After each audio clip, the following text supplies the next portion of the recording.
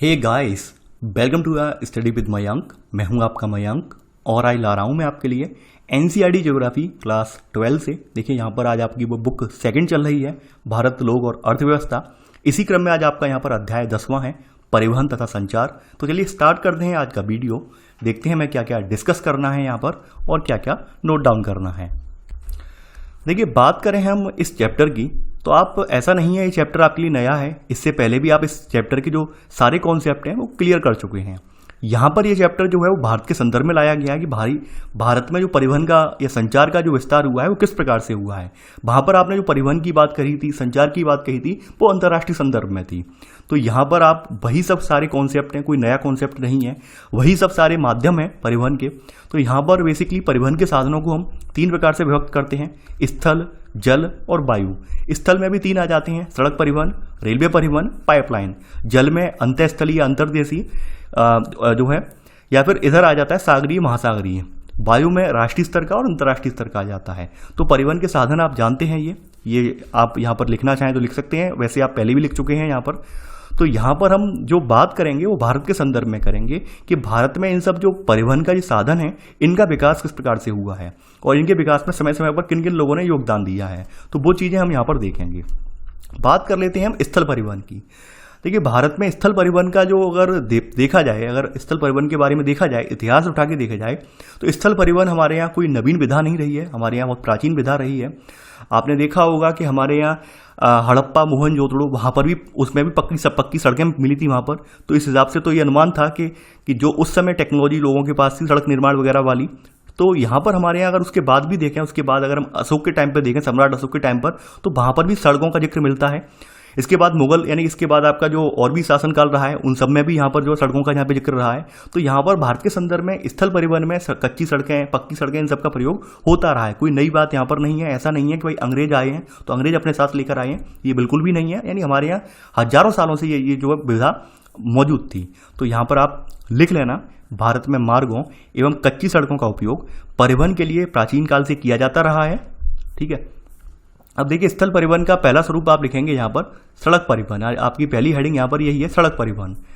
सड़क परिवहन की अगर हम बात करें तो भारत का जो सड़क परिवहन है, सड़क जाल है, वो विश्व का दूसरा सबसे बड़ा सड़क जाल है। यानी अगर हम देखें अपने भारत में जितनी भी सड़कों की लंबाई है तो वो विश्व में हम दूसरे स्थान पर हैं। उस हिसाब से हम विश्व में दूसरे स्थान पर हैं। यानी हमारे यहाँ कुल लंबाई लगभग कितनी है, 56 लाख किलोमीटर है। यानी जितनी भी सड़कें हैं हमारे यहाँ, जो आपके नेशनल हाईवे, स्टेट हाईवे, ग्रामीण सड़कें हैं, या फिर और जो बॉर्डर रोड ऑर्गेनाइजेशन जो सड़कें बनाता है, सीमांत सड़कें बनाता है, वो सब सड़कें अगर हम मिला दें तो ऐसे करके हमारे यहाँ 56 लाख किलोमीटर के करीब सड़कें बैठ रही हैं। और विश्व में अगर हम अपना स्थान देखें तो हम द्वितीय स्थान पर हम आते हैं। तो ये आपने यहाँ पर पहला पॉइंट नोट कर लिया है। आगे बढ़ते हैं। अब देखिए, यहाँ पर अगर हम बात करें तो हमारे यहाँ हर साल यानी सड़कों द्वारा हमारे यहाँ 85% यात्री जो है यहाँ अपना जो है परिवहन करते हैं और 70% हमारे यहाँ भार जो है वो यातायात का परिवहन किया जाता है। यानी कि हमारे यहाँ लगभग 70% जो भार है, जो भी लगेज वगैरह, जो भी सामान वगैरह है, वो सड़कों के जरिए हमारे यहाँ जो है ट्रांसपोर्ट किया जाता है। तो ये आप यहाँ पर पहले का सब पॉइंट लिख लेना। अब देखिए, भारत में अगर हम देखें, भारत में आधुनिक प्रकार से प्रयास कब किया गया सड़कें बनाने का, जैसे हमारे वेस्टर्न कल्चर में सड़कें बनाई गई आधुनिक पद्धति से। तो आधुनिक पद्धति से सड़कें बनाने का प्रयास हमारे यहाँ 1943 में किया गया था। यद्यपि उस समय ये प्रयास जो था वो सफल नहीं हो पाया था, क्योंकि राजे रजवाड़े जो थे उनसे सामंजस्य अच्छा नहीं था। इस वजह से प्रयास ये सफल नहीं हुआ था। लेकिन फिर 1947 के बाद जब देश आज़ाद हो गया, हमारे यहाँ पूरा एक लोकतंत्र स्थापित हो गया, फिर सड़क निर्माण में एक गति आई है। तो वो हम यहाँ पर देखेंगे। तो यहाँ पर आप सेकंड पॉइंट यहाँ नोट करेंगे आप, भारत में आधुनिक प्रकार से सड़क निर्माण का पहला प्रयास 1943 में नागपुर योजना बनाकर किया गया। इसी में सब पॉइंट यहाँ पर आप लिख लेना, इसी में सब पॉइंट यानी पूरा आपको लिखना पड़ेगा। रजवाड़ों और ब्रिटिश भारत के बीच समन्वय के अभाव के कारण यह योजना क्रियान्वित नहीं हो पाई। इसके बाद फिर बात करते हैं स्वतंत्रता प्राप्ति के बाद। देखिए, स्वतंत्रता प्राप्ति के बाद अगर हम बात करें तो फिर वहाँ पर एक 20 वर्षीय सड़क योजना लाई गई थी, 1961 में आरंभ की गई थी। यानी 20 सालों के अंदर अंदर सड़कों का विकास करना था। लेकिन ये योजना भी केवल और केवल जो आपके नगर वगैरह थे, संपूर्ण जो आपके मेन नगर थे, इनके आसपास के क्षेत्रों तक ही ये यहाँ पर संकेंद्रित होकर रह गई। ग्रामीण स्तर में या रूरल एरिया में ये नहीं पहुँच पाई। तो यहाँ पर आपने थर्ड पॉइंट और थर्ड का सब पॉइंट नोट कर लिया होगा।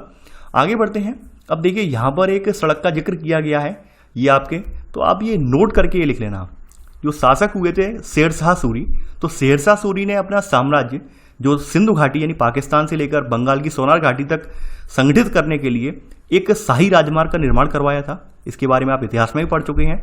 और कोलकाता से पेशावर तक जोड़ने वाली ये सड़क है, ये ब्रिटिश शासन के दौरान ग्रांड ट्रंक रोड के नाम से पुनः नामित की गई। यानी जब ब्रिटिश शासन लागू हुआ तो उन्होंने इसे जीटी रोड जो आप कहते हैं वो यही सड़क थी, ग्रांड ट्रंक रोड।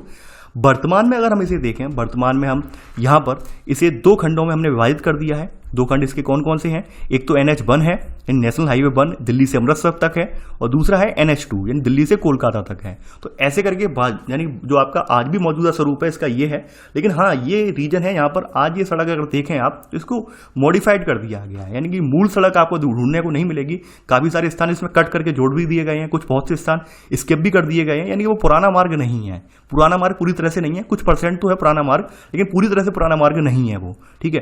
तो ये आप यहाँ पर नोट कर लेना। ये सबसे आपका जब भी जिक्र आता है तो यहाँ पर जीटी रोड का जिक्र अवश्य आता है। तो जीटी रोड का निर्माण शेरशाह सूरी ने करवाया था, ठीक है। तो ये आपने नोट कर लिया होगा। अब देखिए भारत में सड़क जाल कितना है, तो भारत में सड़क जाल जो है वो आपको लिखना पड़ेगा। तो यहाँ पर आप चौथे पॉइंट में लिख लेना भारत का सड़क जाल। अगर हम बात करें राष्ट्रीय महामार्ग की, तो राष्ट्रीय महामार्ग की हमारे यहाँ लंबाई सन 2016 तक जो आंकड़े हैं, 2017-18 के नवीनतम आंकड़े हैं ये, तब तक हमारे यहाँ देश में लंबाई कितनी थी? 1,01,011। वहीं राज्य महामार्ग की लंबाई कितनी है? 1,76,166। जिला सड़कें हमारे यहाँ कितनी हैं? 5,61,940 किलोमीटर लंबी है। सबसे ज़्यादा लंबाई जो हमारे यहाँ है वो ग्रामीण सड़कों की है। ध्यान देने वाली बात है, यहाँ 39,35,337 जो है हमारी ग्रामीण सड़कें हैं। तो ऐसे करके यहाँ पर हमारी 47,74,454 किलोमीटर कुल सड़कें हो जा रही हैं। लेकिन यहाँ पर बॉर्डर रोड ऑर्गेनाइजेशन द्वारा बनाई हुई सड़कें वो ऐड नहीं की गई हैं, उनके बारे में अभी हम आगे देखेंगे। तो अब यहाँ पर 1 बाय 1 करके हम पहले देखते जाते हैं कि हमने जो सड़कों को डिवाइड किया है आपके राष्ट्रीय महामार्ग में और आपकी जो है स्टेट हाईवेज में, और स्टेट हाईवे में भी, स्टेट में भी जो सड़कें हैं आपकी ग्रामीण स्तर पर डिवाइड कर ली हैं हमने, ठीक है। तो उन सबको हम यहाँ पर देखेंगे। यहाँ पर तो सबसे पहले आपकी जो हेडिंग आएगी इसी में, सब हेडिंग जो आपकी पड़ेगी, सब हेडिंग आप डालेंगे यहाँ पर। तो ये है आपकी राष्ट्रीय महामार्ग। राष्ट्रीय महामार्ग वो मार्ग होते हैं जिनका रखरखाव, अनुरक्षण वगैरह जो भी है वो सरकार करती है। तो यहाँ लिख लेना वे प्रमुख सड़कें जिन्हें केंद्र सरकार द्वारा निर्मित एवं अनुरक्षित किया जाता है। तो आप समझ गए होंगे इन्हें क्या कहते हैं? राष्ट्रीय महामार्ग कहते हैं। और मेन चीज क्या है, इन्हें बनाने का उद्देश्य क्या है? इन्हें बनाने का जो उद्देश्य होता है, इनका उपयोग एक तो अंतर्राज्यीय परिवहन में, यानी एक राज्य से दूसरे राज्य में परिवहन के लिए, सामरिक क्षेत्रों यानी रक्षा सामग्री वगैरह द्रुत गति से बॉर्डर एरिया में पहुंचाने के लिए, या फिर भारी या स्थूल सामान या व्यापार वगैरह को सुगम बनाने के लिए इस तरह की सड़कों का निर्माण करवाया जाता है। तो पहले का सब पॉइंट आपने नोट कर लिया होगा। राष्ट्रीय महामार्ग की लंबाई की अगर बात करें तो ये लंबाई 1951 में 19,700 किलोमीटर थी, और ये 2016 में बढ़कर कितनी हो गई है? 1,01,011 किलोमीटर हो गई है। अगर हम समूचा प्रतिशत निकालें हमारे यहाँ जितनी भी सड़कें हैं उनमें राष्ट्रीय महामार्ग का कितना योगदान है परसेंटेज में, तो इसका मात्र 2% योगदान है। तो यहाँ पर आप लिख लेना, यहाँ पर सेकंड का सब पॉइंट, कि राष्ट्रीय महामार्गों की लंबाई पूरे देश की कुल सड़कों की लंबाई की मात्र 2% है। लेकिन अगर हम यातायात का भार अगर देखें तो ये 40% यातायात का भार यही वहन करते हैं। यानी कि यहाँ पर यातायात का दबाव सबसे ज़्यादा आपको नेशनल हाईवे पर देखने को मिलेगा। यानी टोटल हमारे यहाँ जितना भी यातायात का भार रहता है उसका 40% अकेले कौन वहन करता है? वो करता है नेशनल हाईवे। तो आपने ये सेकेंड का सब पॉइंट नोट कर लिया होगा।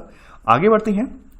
अब देखिए राष्ट्रीय महामार्गों के, यानी कि राष्ट्रीय महामार्गों के रखरखाव के लिए, निर्माण के लिए हमने एक प्राधिकरण बनाया हुआ है। तो यहाँ पर आप थर्ड पॉइंट यहाँ नोट करेंगे कि भारतीय राष्ट्रीय महामार्ग प्राधिकरण यानी NHAI, national highway authority of India, इसका प्रचालन 1995 में हुआ था। और ये आपका जो है ये भूतल परिवहन मंत्रालय के अधीन एक स्वायत्त जो है शासकीय एक निकाय है, ऑटोनोमस एक यहाँ पर निकाय है ये। तो यहाँ पर आप लिख लेना कि ये राष्ट्रीय महामार्गों के रखरखाव के लिए भारतीय राष्ट्रीय महामार्ग प्राधिकरण NHAI का प्रचालन 1995 में हुआ था। इसी में सब पॉइंट, यह भूतल परिवहन मंत्रालय के अधीन एक स्वायत्त शासी निकाय है। ये आपने NHAI के बारे में NH के बारे में नोट कर लिया है, नेशनल हाईवे के बारे में। अब आगे बढ़ते हैं। अब देखिए आगे बढ़ते समय यहाँ पर इसी में ही है, यानी इसी में ही आप इसी की ही सब हेडिंग है। ये हेडिंग जो है इसी के ही अंदर आएगी। ये राष्ट्रीय महामार्ग विकास परियोजना है, यानी कि ये आपके देश की जो है सबसे बड़ी परियोजना के तहत है ये आपकी राष्ट्रीय महामार्ग के निर्माण की। तो इसमें 7 फेज हैं इस परियोजना में। इस परियोजना की हम बात कर लेते हैं। तो आप इसी में ही सब हेडिंग आप डालेंगे राष्ट्रीय महामार्ग में ही कि राष्ट्रीय महामार्ग विकास परियोजनाएं। हम बात कर लें अगर हम, तो भारत में आर्थिक विकास को बढ़ावा देने के उद्देश्य से भारतीय राजमार्ग प्राधिकरण अधिनियम एक बना था 1988 में। 1988 में भारतीय राजमार्ग प्राधिकरण अधिनियम बना था। इसके तहत जो है इसके द्वारा राष्ट्रीय राजमार्ग विकास परियोजना की शुरुआत की गई थी। और इसमें टोटल कितने फेज थे? 7 चरण इसमें रखे गए थे। तो 7 चरणों में इन्होंने 2 चरण तो डिस्क्लोज कर दिए कि भाई 2 चरण इस तरह से पूरे होंगे। बाद बाकी 5 चरणों का डाटा अभी आया नहीं है। ठीक है, यानी आया नहीं, अभी क्लियर नहीं है गवर्नमेंट का। 2 चरणों का डाटा दे दिया है, तो 2 चरण आपके सामने यहाँ पर रखे हुए हैं किताब में, और 2 चरण मैं आपको नोट भी करवा दूंगा। तो पहला पॉइंट तो आप अच्छे से लिख लीजिए कि भारत में आर्थिक विकास को बढ़ावा देने के उद्देश्य से भारतीय राजमार्ग प्राधिकरण अधिनियम 1988 द्वारा राष्ट्रीय राजमार्ग विकास परियोजना की शुरुआत की गई, जिसके अंतर्गत कुल 7 चरण हैं। यानी कि ये पूरी भाषा आप पहले पॉइंट में लिख लेना। आगे बढ़ते हैं। अब देखिए पहले चरण में से क्या करना है पूरा। पहले चरण में इसका टारगेट क्या है? पहले चरण के अंतर्गत स्वर्णिम चतुर्भुज परियोजना, ठीक है, स्वर्णिम चतुर्भुज परियोजना को प्रारंभ किया गया है। यहाँ लिख लेना आप सेकंड पॉइंट, यानी सेकंड पॉइंट जैसे मैं बोलता जा रहा हूं वैसे ही लिख लेना। पहले चरण के अंतर्गत स्वर्णिम जो चतुर्भुज योजना है इसको प्रारंभ किया गया है। इसमें भारत के 4 महानगरों, यानी लिख लेना, इसमें भारत के 4 महानगरों, कौन कौन से 4 महानगर हैं? दिल्ली, मुंबई, चेन्नई, कोलकाता को आपस में 4 से लेकर 6 लाइन वाली जो सड़कें होती हैं, यानी एक एक साइड में 4-4 लाइन वाली सड़कें जो होती हैं, तो 4 से लेकर 6 लाइन वाली सड़कें यहाँ पे बनानी है। इनके जरिए इन्हें जोड़ना है। ठीक है, तो यहाँ पर सेकंड पॉइंट आपने लिख लिया होगा कि पहले चरण के अंतर्गत स्वर्णिम चतुर्भुज योजना को प्रारंभ किया गया, जिसमें भारत के 4 महानगरों दिल्ली, मुंबई, चेन्नई एवं कोलकाता को आपस में 4 से 6 लेन वाले सड़क मार्ग द्वारा जोड़ने की योजना थी। ठीक है, आगे बढ़ते हैं। इसी में अगला इसका जो फेस है, दूसरा चरण जो है, दूसरे चरण की बात कर लें तो दूसरे चरण में इन्होंने एक गलियारा बनाया था, यानी पूरा एक गलियारा बनाया था इन्होंने। जो भारत का नक्शा है, तो भारत के नक्शे में इन्होंने इस तरह से एक गलियारा, यानी कि यहाँ उत्तर से दक्षिण और पूर्व से पश्चिम एक जो है, यहाँ पर पश्चिम से पूर्व एक गलियारा इन्होंने तैयार किया था ये। तो उस गलियारे का यहाँ पे जिक्र किया गया है। तो यहाँ थर्ड पॉइंट पे लिखेंगे दूसरे चरण में 2 गलियारों, दूसरे चरण में 2 गलियारों। ठीक है, पहला कौन सा था? पहला था पूर्व से पश्चिम और दूसरा उत्तर दक्षिण का निर्माण करने की योजना है। दूसरे चरण में 2 गलियारों, पहला पूर्व से पश्चिम एवं दूसरा उत्तर दक्षिण का निर्माण करने की योजना है। अगर हम पूर्व पश्चिम गलियारे की बात करें, यहाँ पर थर्ड का सब पॉइंट है, अगर हम जो पूर्व पश्चिम जो गलियारा है ये कहाँ से स्टार्ट होगा? ये स्टार्ट होगा असम में, जगह है एक सिलचर। तो असम के सिलचर से लेकर, ठीक है, यानी कि लिख लेना आप थर्ड का पहला सब पॉइंट कि पूर्व पश्चिम गलियारे के अंतर्गत भारत के पूर्व में सिलचर एवं पश्चिम में जो है आपका पोरबंदर, गुजरात का कौन सा स्थान? पोरबंदर। तो इसके मध्य जो है यहाँ पर सड़क का निर्माण जो है इनको जो है सड़क के मार्ग के द्वारा जोड़ने की योजना बनाई रखी गई है यहाँ पर। तो यहाँ पर आप पहला सब पॉइंट पूरा लिख लिया होगा। इसके अंतर्गत भारत के पूर्व में सिलचर एवं पश्चिम में पोरबंदर को सड़क मार्ग द्वारा जोड़ने की यहाँ पर योजना है। अगला जो यहाँ पर रखा गया है थर्ड का सेकंड सब पॉइंट, जो उत्तर दक्षिण वाला है, तो उत्तर दक्षिण गलियारों के तहत, यानी उत्तर दक्षिण जो गलियारे हैं इसके तहत आपका जम्मू कश्मीर जो का श्रीनगर है उससे लेकर तमिलनाडु के कन्याकुमारी तक, ठीक है, इसको जोड़ने की योजना रखी गई है। ठीक है, तो आप लिख लेना है सेकंड सब पॉइंट, उत्तर दक्षिण गलियारों के अंतर्गत उत्तर में श्रीनगर एवं दक्षिण में कन्याकुमारी को जोड़ने की योजना है। अब देखिए ये दोनों जो हैं आपके उत्तर दक्षिण गलियारा, पूर्व पश्चिम गलियारा, तो ये एक जगह जाके काट रहे हैं एक दूसरे को, यहाँ पर ये काट रहे हैं। तो वो स्थान कौन सा है? वो स्थान है झांसी, जहां पर ये एक दूसरे को जाके काटेंगे। ठीक है, तो यहाँ पर आप लिख लेना पूर्व पश्चिम, थर्ड सब पॉइंट, इसी में थर्ड सब पॉइंट करके कि पूर्व पश्चिम तथा उत्तर दक्षिण गलियारे एक दूसरे को आपस में झांसी में काटते हैं। ये झांसी में आकर एक दूसरे को काट रहे हैं ये। ठीक है, तो ये तो आपने NHAI के तहत आपने देख लिया कि भाई किस तरह से यहाँ पर ये विशाल परियोजना जो रखी गई है, तो आपने यहाँ पर उसका जिक्र कर लिया और पूरा नोट डाउन कर लिया अच्छे तरीके से। आगे बढ़ते हैं।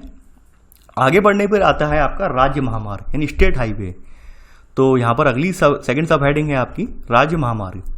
देखिए इनका जो निर्माण है, इन मार्गों का जो निर्माण वगैरह है या अनुरक्षण वगैरह है, वो राज्य सरकारों के द्वारा किया जाता है। इनकी खास बात क्या है? ये जो है राज्य की राजधानी से जिला मुख्यालयों और अन्य महत्वपूर्ण शहरों को ये जोड़ते हैं। ठीक है, ये लिख लेना आप। अगर हम बात करें यहाँ पर, तो ये मार्ग जो होते हैं वो आपके राष्ट्रीय महामार्गों से भी जुड़े होते हैं। इसके अलावा अगर समूचे देश की अगर कुल सड़कों की लंबाई का देखें तो उसका ये 4% है, यानी कि NH वाला जो है नेशनल हाईवे आपके कितने हैं, नेशनल हाईवे समूचे देश की सड़कें उनका 2% है, और वहीं आपका स्टेट हाईवे जो है वो 4% है। तो आप यहाँ पर लिख लेना आप सेकेंड पॉइंट। तो ये तो आपका राज्य महामार्ग हो गया। अगला देखते हैं यहाँ पर, अगली है आपकी जिला सड़कें, यानी कि आपकी थर्ड सब हेडिंग आपकी यहाँ पर डालेंगे, यहाँ पर ये है जिला सड़कें। जिला सड़कों की बात करें तो ये जिला सड़कों का मतलब यही है कि ये जिले जो जिला है आपका, जहाँ भी जिला हो उससे आपके और भी जो आसपास के स्थान है, तहसील वगैरह, ब्लॉक वगैरह, उन तक जाने वाली सड़कें होती हैं, यानी उन स्थानों को ये जिला से जोड़ती हैं। तो ये जिला सड़कें हैं आपकी। तो यहाँ पर लिख लेना आप कि ये सड़कें जिला मुख्यालयों तथा जिले के अन्य महत्वपूर्ण स्थलों को आपस में जोड़ती हैं। इनके अंतर्गत देश भर की कुल सड़कों की लंबाई कितनी है, 14% भाग इनके तहत आता है। ठीक है, ये लिख लिया वो जिला सड़कों में। अगली आ जाती हैं आपकी चौथी सड़कें जो आ जाती हैं, ये आ जाती हैं ग्रामीण सड़कें। ग्रामीण सड़कों की अगर हम बात कर रहे हैं तो भारत की कुल सड़कों की लंबाई का लगभग 80% हिस्सा जो है वो इन्हीं के खेमे में आता है, और ये ग्रामीण सड़कों के रूप में आपके यहाँ वर्गीकृत किया गया है, यानी सबसे बड़ा हिस्सा जो है सड़कों का वो ग्रामीण इलाकों में ही है। ग्रामीण इलाकों की सड़कों की बात करें तो ये किसी एक स्टेट में जैसी नहीं है, तो इनमें विषमता पाई जाती है। इन पहाड़ी इलाकों में जो बहुत ज़्यादा कम है इनका घनत्व, और यानी कि अगर आप देखा जाए जो आपके वैसे इलाके मैदानी इलाकों में इनका घनत्व, इनकी जो है लंबाई बहुत ज़्यादा है। तो यहाँ पर आप लिख लेना ग्रामीण सड़कों के घनत्व में प्रादेशिक विषमता पाई जाती है। ये आपने लिख लिया होगा, ये ग्रामीण सड़कें हो गई। अब अगली सड़कें जो आएंगी आपकी, ये अन्य सड़कें हैं। अगली हेडिंग आप डाल देना, ये अन्य सड़कें हैं, इसी में ही 5वीं हेडिंग आपकी पड़ेगी। अन्य सड़कों में कौन सी सड़कें आती हैं? देखिए, आप सभी को जैसा कि पता होगा कि हमारे जो भी सीमावर्ती जो है हमारी, यानी जहाँ पर हमारी सीमाएं एंड होती हैं या फिर किसी अंतर्राष्ट्रीय देश की सीमाएं स्टार्ट होती हैं, तो वहाँ पर आपने देखा होगा अक्सर वाद विवाद चलता रहता है, वहाँ पर अक्सर लड़ाई झगड़े चलते रहते हैं। तो ऐसी जगहों पर ऑब्वियस सी बात है, कोई भी कंपनी, कोई भी प्राइवेट टेंडर वगैरह है या फिर सरकार का नॉर्मल तंत्र जो है वहाँ पर सड़क नहीं बना पाएगा, क्योंकि आपने देखा होगा पाकिस्तान से सटे हुए इलाके हैं, लगातार गोलीबारी हो रही है, बमबारी हो रही है। तो ऐसे में नॉर्मल इंसान तो वहाँ पे छोड़ के भाग जाएगा, मैदान छोड़ कर भाग जाएगा, आप सभी लोग जानते हैं। तो ऐसे में जरूरत थी कि भाई एक ऐसा संगठन तैयार किया जाए जो ऐसे दुर्गम इलाकों पर भी सड़कें बना दे। तो इसके लिए आप जानते हैं कि हमारे देश में एक ही ऐसा बल है जो हर काम, यानी कोई भी हो, चाहे डिजास्टर आ जाए, कोई भी क्रिया करवानी हो, कहीं भी लगाना हो, वो यानी कि सदैव तत्पर रहता है। उन्होंने फिर इंडियन आर्मी को लेकर यहाँ पर बॉर्डर रोड ऑर्गेनाइजेशन की स्थापना कर दी। तो ये पूरा इंडियन आर्मी ये काम पूरा करवाती है, और इसका काम यही है जो दुर्गम इलाके हैं या अशांति वाले क्षेत्र हैं, सीमावर्ती अशांति वाले क्षेत्र हैं, वहाँ पर सड़कों का निर्माण करवाना। ठीक है, बाकायदा पूरा इसमें जो है इंडियन आर्मी की तरफ से पूरा वैकेंसी निकाली जाती है, जिसमें इंजीनियर वगैरह सब कुछ होते हैं शामिल इसमें। ठीक है, पूरी तरह से यानी पूरा यही निर्माण करवाते हैं। तो ये निर्माण इनका मतलब इन गठित करने का प्रयोजन यही था, क्योंकि आपने देखा होगा कैसे लेह, आप देख रहे होंगे हमारा चाइना के साथ डिस्प्यूट चलता रहता है लगातार। नेपाल भी जो है कभी कभार जो है हमारे साथ डिस्प्यूट करने की कोशिश करता है, पाकिस्तान तो शैतान है ही है। तो इन सबको देखते हुए हमें सबसे बड़ा बात यही थी कि ऐसे एक संगठन बनाने की जो कि इन सबसे निपट सके। साथ ही साथ जो पूर्वोत्तर भारत है, पूर्वोत्तर भारत में भी तमाम जो संगठन है स्थानीय स्तर पर, तो वो संगठन भी जो है तमाम बार जो है उग्र हो जाते हैं, तो उनकी वजह से भी वहाँ पे अशांति और दिक्कत का सामना करना पड़ता है। तो इस वजह से हमने ये संगठन बनाया है।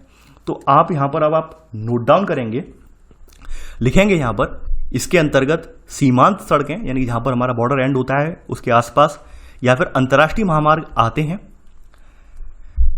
यहां पे सब पॉइंट, मई 1960 में सीमा सड़क संगठन यानी ब्रो बॉर्डर रोड ऑर्गेनाइजेशन को देश की उत्तरी एवं उत्तरी पूर्वी सीमा से सटी सामरिक दृष्टि से महत्वपूर्ण सड़कों के निर्माण के लिए सड़कों के निर्माण एवं विकास के उद्देश्य से स्थापित किया गया। सड़कों के निर्माण एवं विकास के उद्देश्य से स्थापित किया गया, ये आप लिख लेना पहले का सब पॉइंट। अब देखिए जो है इसने बहुत दुर्गम सड़कें भी बनाई हैं, जैसे एक जिक्र यहाँ पर आया है, इसने अति ऊंचाई वाले पर्वतीय क्षेत्रों में जैसे चंडीगढ़ को मनाली यानी हिमाचल प्रदेश और लेह लद्दाख से जोड़ने वाली सड़क भी बनाई है। तो ये दुर्गम सड़क ही है ये। इसके अलावा जो भी आपका जो ऊपर ऊंचे हाईवे हैं पहाड़ी इलाकों पर जिनमें बर्फ वगैरह जम जाती है, तो वहां पर जो है यहाँ पर रखरखाव का काम या बर्फ हटाने का काम इसी का ही होता है। तो आप लिख लेना सेकंड पॉइंट कि सामरिक दृष्टि से संवेदनशील क्षेत्रों में सड़कें बनाने व अनुरक्षण करने के साथ साथ BRO अति ऊंचाई वाले क्षेत्रों में बर्फ हटाने की जिम्मेदारी भी संभालता है। तो ये सेकंड पॉइंट आपका कंप्लीट हो जाएगा। यानी BRO की क्यों स्थापना की गई आपके माइंड में क्लियर हो गया होगा पूरा ये कि भाई स्थापना करने का ये प्रयोजन था। तो ये तो आपने यहाँ पर देख लिया, स्थल परिवहन के तहत आपने सड़क परिवहन की विधा पूरी कंप्लीट कर ली। अगला यहाँ पर आएगा आपका, यहाँ पर ये आपका अगली आएगी हेडिंग, सेकंड सब हेडिंग, ये आएगी रेल परिवहन। देखिए, रेल परिवहन हमारे यहाँ जो है ये ब्रिटिश काल में इसका विकास हुआ है, जैसा कि आप सभी लोग जानते हैं। ब्रिटिश काल में ब्रिटिशर्स ने जो आपका, पहली बात तो ये उपनिवेश था हमारा देश पूरा, तो यहाँ से हमारे यहाँ से कच्चा माल ले जाने के लिए जो अंदरूनी स्थान है, अंदरूनी स्थान से कच्चा माल लाकर जो बंदरगाह वगैरह तक पहुंचाने के लिए उन्होंने जो है रेलवे लाइन बिछाई थी। यानी उनका यहाँ पर शुरुआत में उद्देश्य क्या था, खुद का ही उद्देश्य था, इसके लिए उन्होंने जो है रेलवे लाइन बिछाई थी। बाद में क्या है, बाद में उन्होंने ये लाइन जो है जनता के लिए भी खोलनी पड़ी है, तो वो बात आप पूरा विकास क्रम जानते हैं। और कहीं ना कहीं रेल लाइन के विस्तार से या रेल लाइन के विकास से हमारे देश में नई चेतना आई, नई क्रांति का उदय हुआ, संपर्क लोगों में एक दूसरे के साथ बढ़ा, और संपर्क बढ़ने से क्या हुआ, जो आज़ादी की जो क्रांति, आज़ादी की जो ज्वाला थी और तीव्र हो गई। तो ऐसे करके कहीं ना कहीं रेलवे ने हमारी आज़ादी में एक अभूतपूर्व योगदान निभाया है। तो गांधी जी के कुछ विचार भी हैं इस बारे में, तो वो विचार हम यहाँ पे लिखेंगे। देखिए, महात्मा गांधी ने रेलवे में यही कहा है, रेलवे के बारे में महात्मा गांधी ने कहा था, भारतीय रेलवे ने विविध संस्कृति के लोगों को एक साथ लाकर भारत के स्वतंत्रता संग्राम में योगदान दिया। ये बात बिल्कुल सही है। यानी इससे क्या हुआ कि भाई दूर दराज के जो लोग थे, जो हमारे आज़ादी के आंदोलन से अछूते हुए थे, आज़ादी के आंदोलन से अवगत नहीं थे, वो भी अवगत हो पाए, और रैली वगैरह, समारोह वगैरह, सम्मेलन वगैरह में वो भी अपनी शिरकत कर पाते थे। तो वो संभव कैसे हो पाया, और संभव हो पाया रेल परिवहन की वजह से। तो आपने पहला पॉइंट यहाँ पर नोट कर लिया होगा। भारतीय रेल की स्थापना, देखिए काफ़ी बार बता चुका हूँ, भारतीय रेल की स्थापना 1853 में हुई, और यहाँ पर मुंबई इसमें से लेकर थाने के बीच 34 किलोमीटर लंबी रेल लाइन इसमें निर्मित की गई थी। इसके अलावा अगर हम देखें तो आपका देश में गवर्नमेंट का जो सबसे बड़ा सेक्टर है, गवर्नमेंट का सबसे बड़ा उपक्रम जो है वो आपका रेलवे ही है, और रेलवे ही ऐसा उपक्रम है जिसमें सबसे ज़्यादा कर्मचारी आपके तैनात हैं। अगर भारत सरकार के उपक्रम अगर आप देखेंगे तो आपका सबसे बड़ा उपक्रम यही है जिसमें सबसे ज़्यादा कर्मचारी देश के लगे हुए हैं। तो यहाँ पर आप देखेंगे देश में भारतीय रेल सरकार का विशालतम उद्यम है। अगर हम भारतीय रेल की बात करें तो भारतीय रेल जाल की जो कुल लंबाई है वो 66,030 किलोमीटर है। ये 2015 तक के आंकड़े हैं, आपके लिख लेना, अभी नवीनतम आंकड़े नहीं आए हैं, ये अभी आपके वही आंकड़े हैं। अब देखिए, कुछ लोगों के माइंड में एक बात आती है, काफ़ी बार इस बात को लेकर लोगों ने कमेंट भी किया है, बहस भी करते हैं, बताते हैं, कहते हैं सर ये बताइए कि ये अंग्रेजों के टाइम में भी लगभग हमारे यहाँ 50,000 किलोमीटर के करीब जो है, जो जब देश आज़ाद हुआ था उस समय 50,000 किलोमीटर के लगभग जो है, सॉरी 50,000 लिखना था मुझे, 50 के लिख दे रहा हूँ, यानी 50,000 नहीं, उस समय भी 50,000 किलोमीटर की लगभग हमारे यहाँ रेलवे लाइन बिछी हुई थी। उसके बाद हम इतनी कम रेलवे लाइन क्यों बिछा पाए? उसके बाद हम केवल इतनी आज़ादी के 75 साल गुजर गए हैं और आज भी हम वही 15-16 हज़ार किलोमीटर की लाइन आगे बढ़ा पाए हैं। इसका क्या रीज़न है? इसका रीज़न ये है कि भाई अंग्रेजों के टाइम में जो लाइन बिछी हुई थी वो छोटी लाइन थी, नैरो गेज थी। तो हमारे यहाँ जो नैरो गेज से हमने ब्रॉड गेज की है लाइन, उसमें टाइम लगा। नैरो गेज समझ रहे हैं आप? नैरो गेज से जो लाइन ब्रॉड गेज की गई, आपने देखा होगा अगर आपके आसपास कहीं रेलवे की पटरियां वगैरह निकल रही हो तो पहले वहां पे छोटी लाइन चलती थी, छोटी छोटी पटरियां होती थी, छोटे छोटे डिब्बे चलते थे, बाद में ब्रॉड गेज लाइन हुई, अब तो इलेक्ट्रिक लाइन हो रही है हर जगह जगह। तो इसमें समय लगा, इसकी वजह से हमारे यहाँ कोई ज़्यादा नवीन यानी ज़्यादा द्रुत गति से नवीन जो है विस्तार रेल का नहीं हो पाया, क्योंकि हमने वही लाइन जो थी उखाड़ उखाड़ कर वहीं पर जो है ब्रॉड लाइन उसे बनाया है। ठीक है, तो हमारा समय तो लगभग उतना ही लग गया। तो यहाँ पर अगर मान लेते हैं पहले से अगर बड़ी लाइन बिछी होती तो यहाँ पर संभव ये था कि इसमें और लाइन जुड़ती चली जाती। ठीक है, तो अब आप समझ गए होंगे क्यों ये रेलवे का विस्तार नहीं हो पाया। इस बारे में काफ़ी बार आर्टिकल वगैरह भी छपते हैं जब रेल लाइन की विस्तार की बात आती है। तो ये बातें आपकी जो है आपकी व्यवहार की बातें हैं और खास करके जो समाज में चर्चा में रहती हैं, तो ये बातें आपके माइंड में क्लियर होनी चाहिए। बात कर रहे हैं भारतीय रेल को, तो भारतीय रेल के जो आपके यहाँ पर लिखा गया 16 मंडल, 16 नहीं है, ये 17 मंडल हैं, 17 मंडलों में विभाजित किया गया है। तो यहाँ पर आप सब पॉइंट लिख लेना कि भारतीय रेल को 17 मंडलों में विभाजित किया गया है। ठीक है, यहाँ पर आपका हर मंडल बहुत इंपॉर्टेंट है, क्योंकि इन मंडलों से क्वेश्चन पूछे जाते हैं और अक्सर पूछ लिया जाता है कि फलाने मंडल का मुख्यालय कहाँ पर है। अब जैसे आपके सामने एक पहला मंडल यहाँ पर लिखा गया है सेंट्रल। सेंट्रल अगर देखा जाए यानी सेंट्रल का मतलब होता है मध्य, ठीक है, यानी बीच में। लेकिन अगर भारत के मैप में देखें तो ये कहीं भी बीच में नहीं आता है। यानी अगर आप भारत के मैप में इस मंडल को देखें, आपका ये वाला है, तो ये मध्य रेलवे आपका मुंबई में नहीं आता है। मध्य रेलवे अगर आप देखेंगे तो बिल्कुल ये आप नीचे ऐसे मैं मैप बना दे रहा हूँ यहाँ पर, ठीक है, तो आप ये पाएंगे ये इस तरह यहाँ पर पाया जाता है। ये क्या ये मध्य में है? भारत का मध्य तो है नहीं, ये भारत का मध्य तो है नहीं, ये वाला भारत का मध्य स्थान नहीं, भारत का मध्य स्थान तो ये होना चाहिए। तो यहाँ पर कभी कंफ्यूज मत हो जाना कि यहाँ पे मध्य का नाम लिखा हो और उसका हेडक्वार्टर अगर इधर उधर हो तो कंफ्यूज मत हो जाना। यहाँ पर कुछ ऐसे और भी हैं जिनके यानी कि नाम तो दे दिया, जैसे कहीं और का नाम दे दिया, जैसे नॉर्दर्न है, उत्तरी रेलवे है, तो उत्तर में अगर जाए तो उत्तर में बिल्कुल ऊपर होना चाहिए उत्तर की तरफ, लेकिन हमने नई दिल्ली में इसका हेडक्वार्टर बना दिया है। तो ऐसे कंफ्यूज मत हो जाना, ठीक है। आप मैप से इसे याद मत करना। मैं फिर से क्लियर कर दे रहा हूँ, कुछ जो कोचिंग वाले हैं, कुछ जो यूट्यूबर्स हैं, वो क्या कर रहे हैं, इसे मैप से पढ़ा रहे हैं। मैप से पढ़ाने से घातक हो सकता है, क्योंकि मैप में आपके माइंड वही छवि बनेगी कि ये मध्य में होना चाहिए, उत्तर के हिसाब से सबसे ऊपर होना चाहिए ये वाला रेलवे का मुख्यालय। जी बिल्कुल ऐसा नहीं है। ये इन्होंने अपनी सुगमता के अकॉर्डिंग ये यहाँ पे डिसाइड किए हैं, सुगमता के अकॉर्डिंग इन्होंने जो है ये रखे हैं। तो ये बात आप ध्यान रखना। आप मैप के चक्कर में, मैप के जाल में मत फंस जाना, बस इनकी एक दो बार रिवीजन कर लेना, आपको तैयार हो जाएंगे। तो आपका सेंट्रल है वो मुंबई CST है। ईस्टर्न का मतलब जो है पूर्वी रेलवे, तो पूर्वी रेलवे अगर देखा जाए इसका कोलकाता है। थर्ड है आपका ईस्ट सेंट्रल। ईस्ट सेंट्रल जो है आपका, यानी कि जो ईस्ट सेंट्रल का मतलब है पूर्व मध्य, यानी आप हिंदी में लिख लेना, यानी इन्होंने तो अंग्रेजी में नाम अंग्रेजी की लाइन कन्वर्ट कर दिए हैं, तो आप ये लिख लेना मध्य रेलवे, ये पूर्वी रेलवे, और ये थर्ड वाली है पूर्व मध्य। पूर्व मध्य रेलवे जो है आपकी हाजीपुर में है, यानी कि हाजीपुर डिवीजन, हाजीपुर में इसमें डिवीजन जो लगते हैं दानापुर, मुगलसराय, धनबाद, सोनपुर, समस्तीपुर डिवीजन आ जाते हैं, ठीक है, बिहार वाले। तो ये डिवीजन नहीं लिखना है, केवल मुख्यालय लिख लीजिए। चौथी है यहाँ पर ईस्ट कोस्ट वाली, यानी कि आपकी जो पूर्वी तटीय रेलवे। पूर्वी तटीय रेलवे जो है इसका जो मुख्यालय है भुवनेश्वर में है।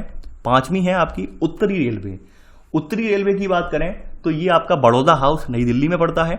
छठवां है नॉर्थ सेंट्रल रेलवे, यानी उत्तरी मध्य रेलवे। उत्तरी मध्य रेलवे ये भी आपकी जो है इलाहाबाद यानी प्रयागराज में है। सातवीं है नॉर्थ ईस्टर्न रेलवे, यानी उत्तर पूर्वी रेलवे। इसका जो है उत्तर पूर्वी रेलवे का जो है ये गोरखपुर में पड़ता है। आठवां है आपका जो है यहाँ पर नॉर्थ ईस्ट फ्रंटियर, यानी कि ये आपकी जो आठवीं है उत्तर पूर्व फ्रंटियर रेलवे, ये आपका इसका है मालीगांव गुवाहाटी में पड़ता है। नॉर्थ वेस्टर्न रेलवे 90 नंबर पर आपका नॉर्थ वेस्टर्न रेलवे है। तो ये आपका जो है यानी कि जो आपकी उत्तर पश्चिमी रेलवे है, इसका जो मुख्यालय है वो जयपुर में है। सदर्न का मतलब है दक्षिणी रेलवे, दक्षिणी का जो मुख्यालय है वो चेन्नई में है। आगे बढ़ते हैं यहाँ पर 11वें नंबर पर आपका आएगा साउथ सेंट्रल, यानी दक्षिणी मध्य रेलवे, ये सिकंदराबाद तेलंगाना वाला, ठीक है। 12वें नंबर पर आपका जो आएगा वो आएगा साउथ ईस्टर्न रेलवे, यानी दक्षिण पूर्व रेलवे। देखिए दक्षिण पूर्व वाला भी, अगर आप देखेंगे दक्षिण पूर्व वाला तो क्या कोलकाता दक्षिण पूर्व में पड़ता है? जी नहीं पड़ता है। अगर मैप में देखें दक्षिण पूर्व के हिसाब से तो कोलकाता बिल्कुल नहीं पड़ता है, लेकिन यहाँ पर कोलकाता है। तो इसलिए मैं कह रहा हूँ मैप से याद मत करना, मैप से आप कंफ्यूज हो जाएंगे। तो साउथ ईस्टर्न कोलकाता है, ठीक है। दक्षिण पूर्वी रेलवे कोलकाता। 13वां है साउथ ईस्ट सेंट्रल, यानी दक्षिण पूर्व मध्य रेलवे, ये इसका बिलासपुर छत्तीसगढ़। 14वें नंबर पर है साउथ वेस्टर्न रेलवे, यानी कि दक्षिण जो है पश्चिमी रेलवे, इसका हुबली में पड़ता है। 15वें नंबर पर है वेस्टर्न यानी पश्चिमी रेलवे, मुंबई चर्च गेट है इसका। 16वें नंबर पर वेस्ट सेंट्रल रेलवे, पश्चिमी मध्य रेलवे जी है, ये जबलपुर में है। 17वें नंबर पर आपका जो है आपका जो आएगा यहाँ पर आएगा कोलकाता मेट्रो रेलवे, यानी आप लिख लेना कोलकाता मेट्रो रेलवे। तो इसका कोलकाता में ही है, यानी कुल मिलाकर अगर डिवीजन यानी आपके यहाँ पे अगर देखे जाएं तो कोलकाता मेट्रो रेलवे सहित यहाँ पे मिलाकर तो सबसे ज़्यादा जो रेलवे के मुख्यालय हैं वो आपके कोलकाता में ही है, ठीक है। ये भी कोलकाता में ही है, कोलकाता मेट्रो रेलवे कोलकाता में ही है। ऐसे करके 17 आपके हैं टोटल रेल मंडल, और जिसमें सबसे ज़्यादा रेल मंडल जो है आपके कहाँ पर है? कोलकाता में है। ये प्रश्न पूछा गया है काफ़ी बार, खास करके यूपीपीएससी एग्जाम में और स्टेट पीसीएससी एग्जाम में काफ़ी बार पूछा गया है ये, तो आपको याद रखना है। और यहाँ पे सेकंड बात जो मैंने वार्निंग दी है वो यही है कि मैप से याद नहीं करना है। मैप से याद करोगे तो आप कंफ्यूज हो सकते हो, आप यही अनुमान लगाओगे कि भाई मैप के हिसाब से तो यहाँ कहीं होना चाहिए, जबकि ऐसा बिल्कुल भी नहीं है।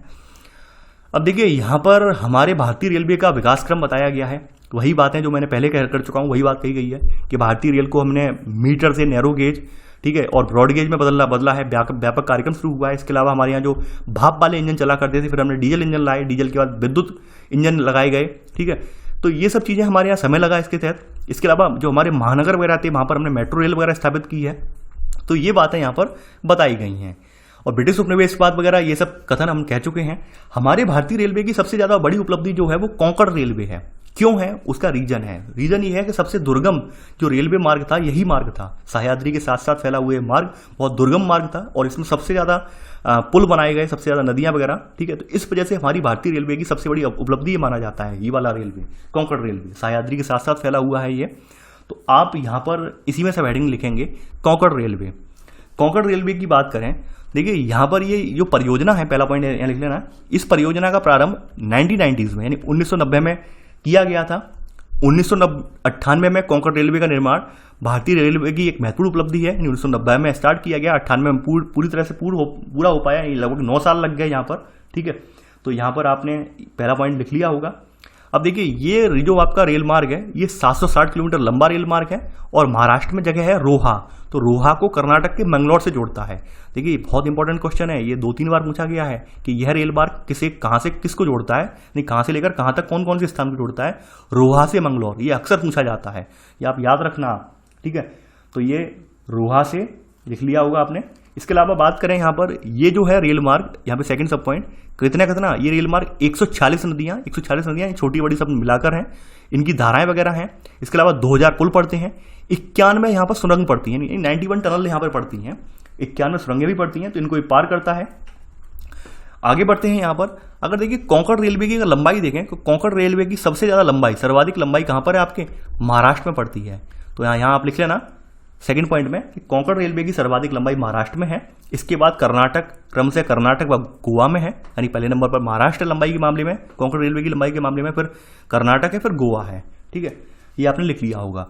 अब देखिए कोंकण रेलवे पर यहाँ पे जिक्र किया गया कि एशिया का सबसे लंबी, जो यहाँ पे बताई गई 6.5 किलोमीटर लंबी सुरंग बनी हुई है। अब देखिए ये सुरंग पहले के हिसाब से तो थी एशिया की सबसे लंबी सुरंग थी, लेकिन वर्तमान में एशिया की सबसे लंबी सुरंग ये नहीं है, ये ध्यान रखना, वर्तमान में एशिया की सबसे लंबी सुरंग ये नहीं है, तो कंफ्यूज मत हो जाना। अब जो अपडेट वाला आंकड़ा है वो आप लिखेंगे यहाँ पर, थर्ड पॉइंट यहाँ पर, कि कोंकण रेलवे मार्ग पर ही एक जगह है रत्नागिरी, यानी एक जगह यहाँ पर है रत्नागिरी। तो रत्नागिरी के पास एक सुरंग बनाई गई है यहाँ पर, ये 6.5 किलोमीटर लंबी सुरंग है जिसका नाम है कारबोडे सुरंग। नाम लिख दे रहा हूं मैं, ये नाम है कारबोडे सुरंग। ठीक है, तो लिख लेना थर्ड पॉइंट, कोंकण रेलवे मार्ग पर ही रत्नागिरी के पास लगभग 6.5 किलोमीटर लंबी कारबोडे नामक सुरंग का निर्माण किया गया है, जो कोंकण रेलवे की सबसे लंबी सुरंग होने के साथ साथ भारत की दूसरी सबसे लंबी सुरंग है। यानी कोंकण रेलवे की सबसे लंबी सुरंग है ये, और भारत की ये दूसरी लंबी सुरंग है। अब देखिए पहली सुरंग कौन सी है ये आप कमेंट में बताएंगे, ये मैं नहीं बताऊंगा, ये आपके लिए टास्क है। आप चाहे सर्च कीजिए गूगल पर, इधर उधर देखिए, ये अभी करंट में चर्चा में रही थी आपकी सुरंग, तो आपको ये पता होना चाहिए। ठीक है, ये आपके लिए टास्क है, आपको कमेंट में बताना है। तो अभी आपकी जो कारबोडे वाली है ये आपकी भारत की सेकेंड सबसे बड़ी सुरंग है ये। ठीक है, और अगर देखा जाए कोंकण रेलवे की ये सबसे बड़ी सुरंग है। ठीक है, तो ये आपने नोट कर लिया होगा। अब देखिए यहाँ पर ये बड़ी लाइन, मीटर लाइन, छोटी लाइन, वैसे तो इसके बारे में वहाँ पहले भी बता चुका हूँ, लेकिन मैं यहाँ भी जिक्र कर दूंगा क्योंकि यहाँ पर ये बताया गया है कि कितना कितना अभी बाकी है, कितना कितना किलोमीटर इसमें है यहाँ पर, तो वो आप लिख लेना। तो यहाँ पर आप लिख लेना इसी में ही हेडिंग आगे बढ़ाकर कि रेलवे पटरी की चौड़ाई के आधार पर भारतीय रेल को 3 वर्ग बनाए गए हैं। पहला वर्ग है यहाँ पर आपका जो है बड़ी लाइन का है, तो इनकी पटरियों के बीच की दूरी कितनी होती है, 1.616 मीटर। ये पूछा गया है, बहुत बार पूछा गया है प्रश्न ये वाला, ध्यान रखना आप। और ब्रॉड गेज की अगर लंबाई देखें, कुल लंबाई, तो सन 2016 में हमारे 60,510 किलोमीटर ब्रॉड गेज लाइन की थी। सेकंड नंबर पर आपका आएगा मीटर लाइन। मीटर लाइन की पटरियों की जो बीच की दूरी होती है वो 1 मीटर होती है। 2016 में इसकी लंबाई जो थी 3,880 किलोमीटर थी। छोटी लाइन जो है आपकी ये पहाड़ी इलाकों में पाई जाती है और इसकी जो बीच की दूरी है 0.762 मीटर, कहीं कहीं 6.10 मीटर होती है। ठीक है, तो 2016 में इसकी टोटल लंबाई कितनी थी, 2,297 किलोमीटर थी। यानी खास करके पर्वतीय क्षेत्रों में आज भी ये चलती है, पर्वतीय क्षेत्रों में आज भी यही लाइन विद्यमान है। ठीक है, तो यहां पर आपने 3 तरह की लाइनें देख ली जो भारतीय रेलवे ने विभक्त की हैं, तीनों लाइनें, तो ये आपने नोट कर लिया होगा। तो ये तो आपके परिवहन के स्वरूप आपने देख लिए यहाँ पर, स्थल परिवहन के मेन जो थे वो आपने देख लिए यहाँ पर। अब देखिए स्थल परिवहन में ही एक यहाँ पर विधा आपने ऊपर पढ़ी थी पाइपलाइन वाली भी यहाँ पर मैं लिखवा दे रहा हूँ। तो यहाँ पर ये पाइपलाइन वाली विधा रह गई है, तो थर्ड सब पॉइंट थोड़ा नीचे इन्होंने दिया है पाइपलाइन वाला जिक्र, तो पाइपलाइन के बारे में लिख लेते हैं। ठीक है, सॉरी, ये आपका थर्ड सब हेडिंग इसी में बनाएंगे, पाइपलाइन वाला। ठीक है, तो पाइपलाइन के बारे में लिखेंगे। देखिए पाइपलाइन की अगर हम बात कर रहे हैं तो पाइपलाइनों के बारे में आप जानते होंगे, पाइपलाइन जो है लंबी दूरी के लिए जो पदार्थ वगैरह, तरल पदार्थ वगैरह हैं, इनके परिवहन की एक प्रचलित विधा है। इसके अलावा आजकल के समय में जो आपका अयस्क वगैरह जो होते हैं इनको भी हम घोल या गारा बनाकर, ठीक है, यानी कि स्लरी वे में इन्हें जो है एक स्थान से दूसरे स्थान पर भेज सकते हैं, परिवहित कर सकते हैं। और ये बहुत सस्ता साधन है, एक बार केवल इंस्टॉल करने में ही खर्चा आता है, उसके बाद बहुत आसानी से इसके जरिए हम जो है अपना जो है माल वगैरह या ऑयल वगैरह इसको ट्रांसपोर्ट कर सकते हैं। तो यहाँ पर आप लिख लेना यहाँ पर पहला पॉइंट कि पाइपलाइनें गैसों एवं तरल पदार्थों के लंबी दूरी तक परिवहन हेतु अत्यधिक सुविधाजनक एवं सक्षम परिवहन प्रणाली है। इसमें सब पॉइंट, इनके द्वारा ठोस पदार्थों को भी घोल या गारा में बदलकर परिवहित किया जा सकता है। घोल या गारा, कहीं घोल कहते हैं, कहीं गारा कहते हैं। ठीक है, तो इनके द्वारा इसे किया जा सकता है। अब देखिए हम बात कर रहे हैं अपने देश में इसकी, यानी कि जो आपका ये तेल और गैस पाइपलाइन है। तो हमारे भारत में पहला पॉइंट यहाँ पे, सेकंड पॉइंट आप लिखेंगे यहाँ पर, भारत में पाइपलाइन परिवहन की शुरुआत सबसे पहले कब हुई? 1956 में हुई, 1956 में हुई। 1956 में यहाँ पर असम के डिगबोई से लेकर तिनसुकिया तक पाइपलाइन डाली गई थी। सबसे पहली पाइपलाइन हमारे यहाँ यही थी, डिगबोई से लेकर असम के तिनसुकिया जगह है, नाम सुना होगा आपने। तो तिनसुकिया तक एक पाइपलाइन डाली गई थी 1956 में। तो सबसे पहला पाइपलाइन परिवहन की शुरुआत हमारे यहाँ यहीं से हुई है। ठीक है, तो आपने सेकंड पॉइंट लिख लिया होगा। ठीक है, कि भारत में पाइपलाइन परिवहन की शुरुआत 1956 में डिगबोई से तिनसुकिया तक की गई। ठीक है, अब देखिए यहाँ पर अगला पॉइंट आप नोट करेंगे, हमारे यहाँ पता है, आपको पता होना चाहिए कि हमारे यहाँ जो ऑयल वगैरह के प्रबंधन वगैरह के लिए, अन्वेषण वगैरह के लिए या परिवहन के लिए एक कंपनी बनाई गई है, ऑयल इंडिया लिमिटेड। तो ऑयल इंडिया लिमिटेड का कार्य है कि कैसे तेल पहुंचाया जाएगा। तो वो ये सब जो है यहाँ पर पाइपलाइन वगैरह वो स्थापित करता है, उनका रखरखाव भी करता है, तो वो बताया गया है। तो मैं ये लाइन नहीं लिखवाऊंगा, क्योंकि यहाँ पर अभी तो वर्तमान में कुछ प्राइवेट संस्थाएं भी इसका देख रखरखाव कर रही हैं। पहले OIL ही करता था, ऑयल इंडिया लिमिटेड ही करती थी। अभी वर्तमान में कुछ प्राइवेट संस्थाओं के हाथ में भी टेंडर दे दिए हैं, इसलिए मैं ये लाइन स्किप करवा रहा हूँ। तो यहाँ पर अगला पॉइंट आप लिखेंगे, आप थर्ड पॉइंट यहाँ पर, हमारे यहाँ एशिया की पहली, आप देखेंगे हमारे यहाँ एशिया की पहली सबसे लंबी जो पाइपलाइन डाली गई थी, देख लेना आप, एशिया की पहली 1157 किलोमीटर लंबी देश पा रही है पाइपलाइन, यानी कि पूरा देश पार कर रही थी एक। तो ये कहाँ से कहाँ तक लिख लेना आप, असम के नहरकटिया तेल क्षेत्र से बरौनी तेल शोधन कारखाना बिहार तक का निर्माण जो था वो IOL ने किया था, और 1966 में इसे आगे कानपुर तक बढ़ा दिया गया। ये आपने थर्ड का सब पॉइंट नोट कर लिया होगा। ये तो आपने देख ली, असम से आने वाली पाइपलाइन है आपकी। ठीक है, इसके अलावा आपकी एक पश्चिम भारत में भी कुछ पाइपलाइनें हैं, चौथा पॉइंट आप नोट करेंगे। पश्चिम भारत में एक स्थान से लेकर दूसरे स्थान में तमाम पाइपलाइनें पड़ी हुई हैं। इसमें एक अंकलेश्वर कोयली पाइपलाइन है, दूसरी पाइपलाइन यहाँ पर मुंबई हाई से कोयली पाइपलाइन है, तीसरी पाइपलाइन जो है हजीरा विजयपुर जगदीशपुर पाइपलाइन का निर्माण किया गया है। तो ऐसी 3 पाइपलाइन आप देख रहे हैं, ये आपके पश्चिम में पड़ती हैं, पश्चिम भारत की पाइपलाइनें हैं ये। तो हजीरा विजयपुर और जगदीशपुर वाली जो पाइपलाइन है, ये पश्चिमी तट पर है, हजीरा तट पर। ठीक है, ये हजीरा को यूपी के सुल्तानपुर जिले तक आती है ये लाइन। ठीक है, और लगभग इसकी लंबाई देखें 1730 किलोमीटर लंबी पाइपलाइन है ये। इसके अलावा एक पाइपलाइन और डाली गई है यहाँ पर, गुजरात से लेकर मथुरा तक, यानी कि ये वैसे तो पंजाब तक जाती है, बाया मथुरा होते हुए पंजाब तक जाती है। तो हाल ही में 1256 किलोमीटर लंबी एक पाइपलाइन सलाया यानी गुजरात से लेकर मथुरा तक बनाई गई है, जो कि गुजरात से पंजाब बाया मथुरा कच्चे तेल की आपूर्ति की जाती है इसके द्वारा। इसी में सब पॉइंट 5 में का लिख लेना। तो ऐसे करके आपने पाइपलाइन वाला परिवहन जो है स्थल परिवहन में, वो भी आपने नोट कर लिया है। चलिए ऊपर बढ़ते हैं। अब देखिए यहाँ पर आपने ये रेलवे वाला ये तो नोट कर लिया। अब अगली विधा आती है परिवहन की, जल परिवहन। आप स्वतंत्र रूप से हेडिंग डालेंगे जल परिवहन। देखिए प्राचीन समय में अगर हम देखें तो हमारे जो परिवहन के साधनों में सबसे ज़्यादा प्रचलित साधन आपका जल परिवहन ही था। लोग अक्सर यात्रा जो करते थे वो आपकी नदियों वगैरह के जरिए, तो इन सब के जरिए लोग यात्रा करते थे। ये बहुत सुगम पड़ता था, आसानी से लोग यात्रा करते थे यहाँ पर। तो एक सस्ता माध्यम है, कहीं कहा जाए एक सस्ता माध्यम था, और ये आज भी प्रचलन में है। आज प्रचलन में है, लेकिन इसमें दिक्कत अब ये आ रही है यहाँ पर, क्योंकि अब तमाम लोगों ने, आपने देखा होगा, तमाम परियोजनाओं के तहत तमाम जो नदियों से उप नदियाँ निकाल दी गई, छोटे छोटे और धाराएं निकाल दी गई सिंचाई के लिए। तो ऐसे करके नदियों वगैरह में क्या हुआ, पानी कम हो गया है।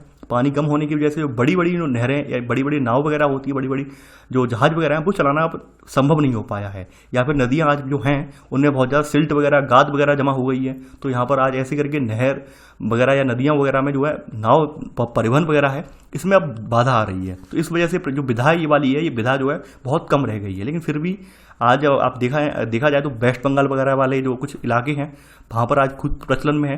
कुछ आपके दक्षिण भारत में भी देखा जाए तो वहाँ पर भी ये जो है ये जल परिवहन वाली विधा काफ़ी प्रचलन में है।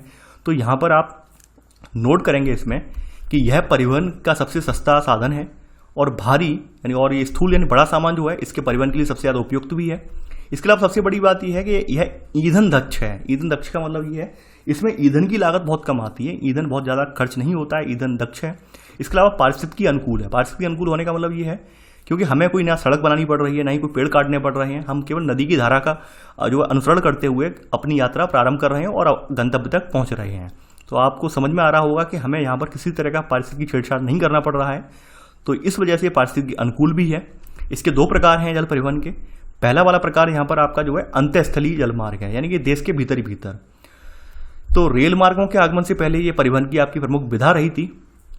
अगर अब लिख लेना आप यहाँ पर, और अब दिक्कत क्या आ रही है कि अब नदियों के जल को सिंचाई हेतु बांट देने की वजह से क्या हुआ है, इनके मार्ग जो है अधिकांश भाग नौ संचलन के योग्य नहीं रहे हैं। अभी बात की जाए तो इस समय भारत में 14,500 किलोमीटर लंबा जलमार्ग नौकायान ये हेतु उपलब्ध है और देश के परिवहन में लगभग जल परिवहन का योगदान कितना है, 1% योगदान अभी है। तो आप ये सेकंड पॉइंट लिख लेना। सेकंड का सब पॉइंट है यहाँ पर, वर्तमान में आपकी जो 5,685 किलोमीटर प्रमुख नदी जलमार्ग ऐसे हैं जो चपटे जल वाले हैं और व्यापारिक जलपोतों द्वारा ये नौकायन योग्य हैं। ये यानी ये जो जलमार्ग है ये इसमें जो है व्यापारिक पोत वगैरह आ सकते हैं। तो अभी कितने हैं, 5,685 किलोमीटर जलमार्ग ऐसे हैं हमारे, ठीक है। तो ये सेकंड का सब पॉइंट आपने नोट कर लिया होगा। चलिए आगे बढ़ते हैं। अब अगर हम देखें थर्ड पॉइंट, देखिए देश में अगर हम देखें तो इनको जो है रखरखाव करने की जिम्मेदारी जो है, इसके लिए हमने एक यहाँ पर प्राधिकरण बनाया हुआ है। तो देश में राष्ट्रीय जलमार्गों के विकास, अनुरक्षण और नियमन हेतु 1986 में हमने अंतःस्थलीय जलमार्ग प्राधिकरण स्थापित किया था, ठीक है, किया था। तो ये थर्ड पॉइंट लिख लिया होगा आपने। इसके अलावा एक जिक्र और किया गया है कि भाई ये जो हैं आपकी ये अंतःस्थलीय जलमार्ग है किस तरह से बहुत इंपॉर्टेंट है। इंपॉर्टेंट होने का मतलब ये है कि आपने पता होगा कि केरल के में जो आपकी बनी हुई हैं, जो आपकी झीलें बनी हुई हैं, जैसे आपके वेम्बनाड झील वगैरह है, ये सब चीज़ें हैं, तो ये अंतःस्थलीय जो आपकी बैकयार्ड जो वाटर स्रोत बोले जाते हैं, यानी कि जो बैकयार्ड वाटर स्रोत सोर्स बोले जाते हैं, उनकी तहत ये सब जो चीज़ें हैं इनमें क्या करते हैं लोग, नौका दौड़ वगैरह का आयोजन करते हैं। जैसे आप देख पा रहे होंगे यहाँ पर नाव वगैरह जो है इनका नौका दौड़ का आयोजन वगैरह हो रहा है। तो ये इन झीलों का जिक्र यहाँ पे किया गया है, उन झीलों के बारे में बताया गया है। तो ऐसे करके यहाँ पर लिखेंगे आप अगला पॉइंट यहाँ पर इसमें, यानी आपका अगला पॉइंट है चौथा पॉइंट कि केरल की प्रसिद्ध नेहरू ट्रॉफी दौड़, केरल की प्रसिद्ध नेहरू ट्रॉफी नौका दौड़ बल्लम काली जिसे कहते हैं, वो भी आपकी जो पश्च जल में आयोजित किया। पश्च जल का मतलब जो आपकी जो लैगून झीलें बनी हुई हैं वो इन्हीं में आयोजित की जाती है। यानी कि लैगून झील वगैरह क्या है, इनलैंड वाटर सोर्स ही तो है, तो उसी में आयोजित ये की जाती है। तो चौथा पॉइंट आपने नोट कर लिया होगा। अब देखते हैं भारत के राष्ट्रीय जलमार्ग कौन कौन से हैं। तो अगली हेडिंग डाल लेना आप, भारतीय राष्ट्रीय जलमार्ग। पहला जलमार्ग आपका जो है यहाँ पर जो है NW1 है, नेशनल वाटरवेज 1, NW1। तो ये कब बनाया गया ये लिख लेना। ये 1986 में घोषित किया गया है, 1986 में घोषित किया गया है। कहाँ से कहाँ तक, इलाहाबाद से हल्दिया तक 1620 किलोमीटर इसका विस्तार है, ठीक है। ये जो है आपका ये गंगा भागीरथी और हुगली नदी के बीच है, यानी गंगा भागीरथी और हुगली नदी के बीच है, लिख लेना आप। और इसको हमने विकासात्मक उद्देश्यों के लिए हमने इसको 3 पार्टों में डिवाइड कर लिया है। 3 पार्ट कौन कौन से हैं, एक तो हल्दिया से लेके फरक्का तक है, दूसरा फरक्का से लेके पटना तक है, तीसरा पार्ट जो है पटना से लेके इलाहाबाद तक है। तो ये आपने नेशनल वाटरवेज 1 आपने लिख लिया है। NW2 यानी आपका नेशनल वाटरवेज द्वितीय, ये कहाँ से कहाँ तक है। ये पहली बात ये कब घोषित किया गया, ये 1988 में नेशनल वाटरवे घोषित किया गया, 1988 में। और ये सदिया से लेकर दुबरी तक है, 891 किलोमीटर विस्तार है इसका, ठीक है। इतना ही लिख लेना। तो ये सब बताया गया कि भाई कहाँ तक स्टीमर से नौकायन योग्य है, कहाँ तक है, क्या है, वो उतना इंपॉर्टेंट हमारे लिए नहीं है। केवल आपने यही लिख लिया कहाँ से कहाँ तक है, कब घोषित किया गया, यही काफ़ी है। अगला है यहाँ पर नेशनल वाटरवेज 3 NW3 आपका जो है ये कोट्टापुरम कोलम से लेकर, यानी कोट्टापुरम से लेकर कोलम तक है, 168 किलोमीटर का ये क्षेत्र है। तो इसके अंतर्गत क्या आता है, इसके अंतर्गत आपका पश्चिमी तट नहर आ जाती है, इसके साथ का चंपाकार आ जाता है और उद्योग मंडल नहरें आ जाती हैं इसमें। चौथा आपका जो यानी वाटर मार्ग है आपका, यानी ये जो आपका NW3 बना है 1993 में घोषित किया गया, 1993 में घोषित किया गया है नेशनल वाटरवेज। चौथा वाला जो घोषित किया गया है ये किया गया आपका 2008 में किया गया है, 2008 में ये घोषित किया गया है। ये काकीनाडा और पौंडीचेरी नहर स्ट्रेच के साथ साथ गोदावरी और कृष्णा नदी का विस्तार है, 1078 किलोमीटर का मार्ग है ये। पांचवा मार्ग आपका जो है नेशनल वाटरवेज 5 जो है पांचवा है, ये भी सन 2008 में घोषित किया गया है। तो ये मातई नदी, महानदी की डेल्टा चैनल, ब्राह्मणी नदी और पूर्वी नदी जो है पूर्वी तटीय नहर के साथ साथ इसका विस्तार है, लगभग 588 किलोमीटर लंबा जो है जलमार्ग है ये वाला नेशनल वाटरवेज 5, ठीक है। तो आपने ये लिख लिए होंगे, आई होप। आगे बढ़ते हैं अब देखिए अगले मार्ग जो आते हैं वो महासागरीय मार्ग आते हैं आपके यहाँ पर, जलमार्ग में महासागरीय मार्ग आते हैं। तो अगर हम देखें तो हमारे 9 राज्यों के पास बॉर्डर है, यानी कि हम 9 राज्यों के पास हमारे जो है समुद्री सीमा टच करते हैं 9 राज्य। तो इन 9 राज्यों की समुद्री सीमा की कुल लंबाई जो है कहीं की 7,516 किलोमीटर लिखी है, कहीं की 7,517 लिखी है। तो यहाँ पे 7,517 लिखी है, तो आप यही नोट करेंगे। तो आप लिखेंगे भारत के पास द्वीपों सहित लगभग 7,517 किलोमीटर लंबा व्यापक समुद्री तट है। और यहाँ हमारे यहाँ टोटल 12 प्रमुख पत्तन भी हैं जिनके बारे में हम पहले जिक्र कर चुके हैं। इसके अलावा 185 छोटे बड़े पत्तन और भी हैं। तो ऐसे करके इनके जरिए हमारा व्यापार होता है। तो भारत में जितना भी भार के अनुसार व्यापार होता है, तो भार के अनुसार अगर देखें तो 95% भार के अनुसार व्यापार इनके जरिए ही होता है, महासागरों के जरिए होता है। और अगर मूल्य के अनुसार यानी कि जो भी वस्तुएं आ रही हैं उनके मूल्य का आकलन करें तो मूल्य के अनुसार 70% व्यापार आपका जो है महासागरीय मार्गों द्वारा होता है। तो आपने ये नोट कर लिया होगा, ठीक है। सेकंड पॉइंट तो ये तो आपने कंप्लीट कर लिया। अब आगे बढ़ते हैं। अगला जो है आपका ये है वायु परिवहन। देखिए वायु परिवहन के बारे में भी आप सब कुछ जानते हैं कि बहुत तीव्रतम गति से हम ये साधन है, महंगा साधन भी है ये सब बातें आप जानते हैं, हम फिर से वो रिपीट नहीं करेंगे। हम ये देखेंगे कि हमारे यहाँ शुरुआत कब हुई है। हमारे यहाँ जो भारत में वायु परिवहन की शुरुआत हुई है वो 1911 में हुई है। और 1911 में हमने इलाहाबाद से नैनी के बीच एक 10 किलोमीटर की हवाई यात्रा तय की थी। इसके जरिए वायु के द्वारा डाक पहुंचाई थी हमने। तो ऐसे करके 1911 में हमारे यहाँ शुरुआत हुई है। ये आपने पहला पॉइंट लिख लिया होगा। अब देखिए आगे बढ़ते बढ़ते क्रम में क्या है, 1947 में हमारे यहाँ वायु परिवहन में हमारे यहाँ 4 कंपनियां थी, पहले प्रमुख कंपनियां थी। Indian National Airways, Tata Sons भी उसमें उस समय कर रही थी डील। इसमें एयर सर्विसेज ऑफ इंडिया थी और डेक्कन एयरवेज, ये 4 कंपनियां उस समय थी। 1951 में 4 कंपनियां और आई हैं, उनका जिक्र हम यहाँ पे नहीं करेंगे, ठीक है। फिर हम ये देखेंगे इसका राष्ट्रीयकरण कब हुआ है, कब इसको जो है गवर्नमेंट ने अपने अंडर में लिया है, वो हम देखेंगे। तो थर्ड पॉइंट आप यहाँ पे नोट करेंगे 1953 वायु परिवहन का यहाँ पे राष्ट्रीयकरण किया गया। ये डेट पूछी जाती है, ये ध्यान रखना, इंपॉर्टेंट है डेट। ये डेट पूछी जाती है और स्टार्टिंग कहाँ से हुई तो 1911 वाली डेट पूछी जाती है और 1953 वाली डेट पूछी जाती है। यानी ये 2 तारीखें आपके लिए वायु परिवहन के क्षेत्र में बहुत इंपॉर्टेंट हैं और अक्सर पूछी जाती हैं। तो हमारे यहाँ वायु परिवहन का राष्ट्रीयकरण जो हुआ है वो 2 निगम यानी एयर इंडिया लिमिटेड और इंडियन एयरलाइंस के गठन इसमें किया गया था राष्ट्रीयकरण में, निगमन करने के लिए वायु परिवहन का, और दोनों का बाद में विलय कर दिया गया। इंडियन एयरलाइंस का एयर इंडिया में फिर विलय हो गया बाद में, ठीक है। तो थर्ड पॉइंट आपने लिख लिया होगा, थर्ड का सब पॉइंट कि अब इंडियन एयरलाइंस का एयर इंडिया में विलय हो गया है ये, ठीक है। अब देखिए वायु परिवहन जो है इसको निगमित वगैरह करने के लिए पूरा तैयार जो है यहाँ पर उत्तरदायी जो है वो संस्था आपकी जो है ये एयर अथॉरिटी ऑफ इंडिया है। तो चौथा पॉइंट लिखेंगे भारतीय वायु प्राधिकरण यानी एयर अथॉरिटी ऑफ इंडिया भारतीय वायु क्षेत्र में सुरक्षित, सक्षम वायु यातायात एवं वैमानिकी संचार सेवाएं प्रदान करने के लिए उत्तरदायी है। तो ये आपका चौथा पॉइंट हो गया, ठीक है। ये आपने नोट कर लिया। अब देखिए यहाँ पर और भी चीज़ें बताई गई हैं, लेकिन दिक्कत यहाँ पर ये है कि यहाँ पे ये भी आप जानते हैं कि प्राइवेट सेवाएं भी इसमें दे दी गई हैं। यानी कि मोस्टली जो आपका जो वायु परिवहन है वो सरकारी ना रहकर पूरा जो प्राइवेट के हाथों में चला गया है। ये पहले की बात हो रही है, अभी नवीन बात नहीं हो रही है, और पहले की बातें यहाँ पे लिखी हुई हैं, इसलिए मैं ये स्किप कर रहा हूँ। अभी एक सेवा और है आपकी हेलीकॉप्टर सेवा, जो कि दुर्गम स्थानों पर ये सेवा आज भी जारी है, बदस्तूर जारी है। ये पवन हंस हेलीकॉप्टर वाली। तो पवन हंस एक हेलीकॉप्टर सेवा है और ये पर्वतीय क्षेत्रों में सेवारत है, खास करके उत्तर पूर्व सेक्टर में व्यापक रूप से पर्यटक वगैरह के लिए ये सेवा जो है, वैष्णो देवी वगैरह में भी ये जो है यही सेवा लगाई गई है पवन हंस हेलीकॉप्टर वाली। इसके अलावा पवन हंस हेलीकॉप्टर का उपयोग और जगह और किया जाता है। इसका उपयोग पाइपलाइन वगैरह के रखरखाव के लिए, पाइपलाइन वगैरह की देखरेख के लिए भी इसका उपयोग तेल कंपनियां कर रही हैं। तो इसके अतिरिक्त पवन हंस लिमिटेड जो मुख्यतः पेट्रोलियम सेक्टर के लिए हेलीकॉप्टर सेवाएं ये भी उपलब्ध कराता है यहाँ पर, ठीक है। इसके अलावा आप लोग ये सब तो बातें जानते हैं, अब तमाम प्राइवेट संस्थाएं यहाँ पे कूद पड़ी हैं। गवर्नमेंट मोस्टली जो है इस सेक्टर को प्राइवेट हाथों में देने जा रही है और लगभग दे भी चुकी है। लगभग 80% से ज़्यादा तो ये सेक्टर जो है प्राइवेट हाथों में ही है, लगभग 20% करीब रह गया है और आने वाले दिनों में वो भी चला जाएगा प्राइवेट के हाथों में। तो ये सब चीज़ें आप जानते हैं। आगे बढ़ते हैं, हमने परिवहन की विधा देख ली। अब हम देखते हैं संचार जाल। संचार जाल के बारे में अगर हम बात करें तो संचार जाल के बारे में भी ये कोई चीज़ें नई नहीं है, ये सब आप पढ़ चुके हैं कि पहले संचार के साधन जो थे परिवहन पर डिपेंड थे। यानी कोई व्यक्ति मैनुअली कहीं जाएगा और मैनुअली जाएगा तो वो अपना संदेश कोई या पत्र या चिट्ठी किसी को पकड़ा के आएगा। लेकिन जैसे जैसे बाद में तकनीकी का विकास हुआ यानी इलेक्ट्रॉनिक माध्यमों का विकास हुआ, वैसे वैसे संचार साधन परिवहन से अलग हो गए, परिवहन पर अब डिपेंड नहीं रहे। यानी कि जब पहले परिवहन जो आता था उस पर संचार भी डिपेंड थे, कम्युनिकेशन भी डिपेंड था, लेकिन अब ऐसा नहीं है। तो ऐसे करके कर करके यहाँ पर आपने देखा हुआ चेंजेस वगैरह आए, ये सब चीज़ें आई और उन सब के बारे में हम पहले भी बात कर चुके हैं।